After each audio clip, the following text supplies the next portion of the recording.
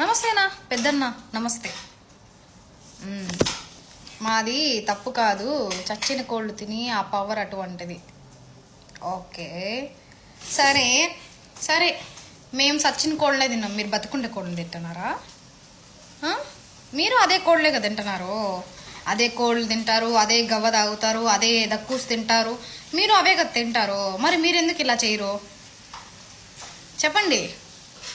అందరూ సచిన్ కోడ్లు తినేది, ఇంటికాడ కూడా ఇండియాలో కూడా మనం సచిన్ కోడ్లే తింటాం, బతికుండే కోళ్ళు అట్ట తిన్నాం ఎవరు. ఓకేనా?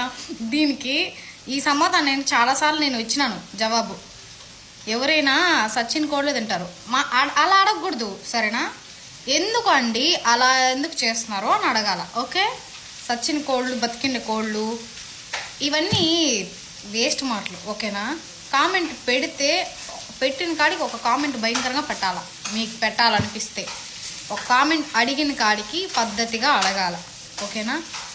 రీజన్గా ఉండాలి. ఒక కామెంట్ పెడితే దానికి పర్ఫెక్ట్గా ఉండాలి ఒక వీడియోకి. ఓకేనా?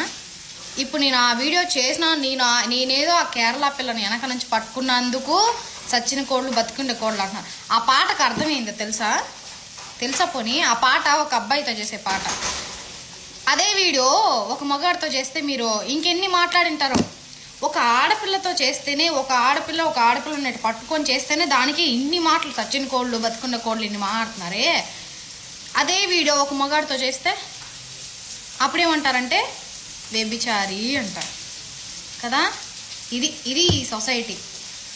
అర్థమైందా? ఇప్పుడు నేను ఒకటే చెప్తా, నేను సచిన్ కోడినే తింటాను, బతికుండే కోడిని మీలాగా బతికుండే కోడిని తినేసి మదం ఎక్కి అయితే నేను ఇలా అంట కామెంట్లు పెట్టలేదు అన్నయ్య. ఓకేనా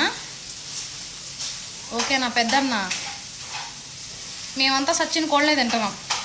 దాదాపు కువైట్లో ఉండే వాళ్ళే కదా, ఇండియాలో కూడా అందరూ అంతే.